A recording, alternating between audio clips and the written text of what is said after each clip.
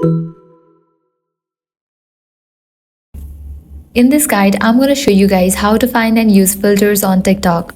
Let's get started. First, launch your TikTok app. Make sure you have already logged into your account. Now at the bottom, you're going to find different option. Click on this plus option given at the bottom middle. With that, your camera will open up.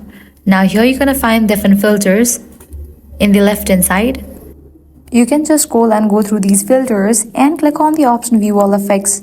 Here you're gonna find different tab, trending, create, new, likewise AI. Under these you're gonna find tons of filters and effects.